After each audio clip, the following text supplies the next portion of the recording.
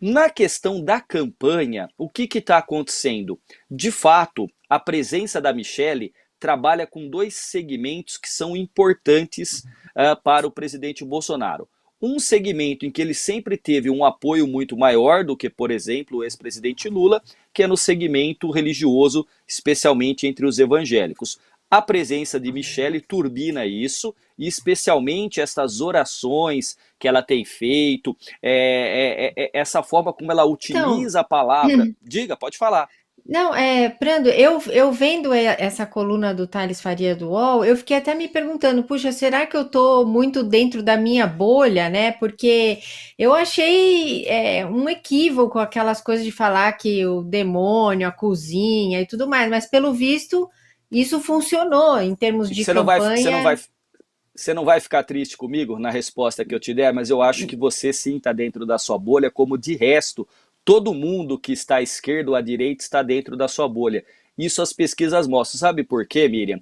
Porque uma Hum. parte substancial da elite intelectual, dos formadores de opinião, olham com certo desprezo, com certa caricatura, este tipo de oração e o segmento evangélico. Então, há muito tempo, a esquerda, o PT ou outros movimentos sociais acabaram abandonando a periferia e ali estava a presença muitas vezes do pastor e das igrejas. E isso já também foi captado em pesquisas que mostram que o presidente Bolsonaro, com esse discurso na base dos costumes e essencialmente conservador, aliado à discussão da segurança pública, né, ele consegue capturar este imaginário desse setor que não é irrelevante. Então, sociologicamente, muitas vezes nós estamos sim dentro de bolhas. Por exemplo, eu escutava aqui o ministro falando sobre a carta aos brasileiros, sobre esse movimento da democracia, fundamental e importantíssimo. Mas 1 milhão de pessoas assinaram. Quem são esses que assinaram? Provavelmente você, eu e quase todos os que nos acompanham aqui e alguns tantos outros milhares de brasileiros. Então veja, a política ela é sim segmentada e muitas vezes a gente fica na nossa bolha. Não ganha nada o PT, o ex-presidente Lula, os intelectuais, os formadores de opinião, ao não compreender este movimento que Bolsonaro tem feito e de maneira muito bem feita, viu, Miriam? Então, assim, cada vez mais a distância entre o ex-presidente Lula e o Bolsonaro diminui. E aí eu volto à primeira pergunta com a Michelle.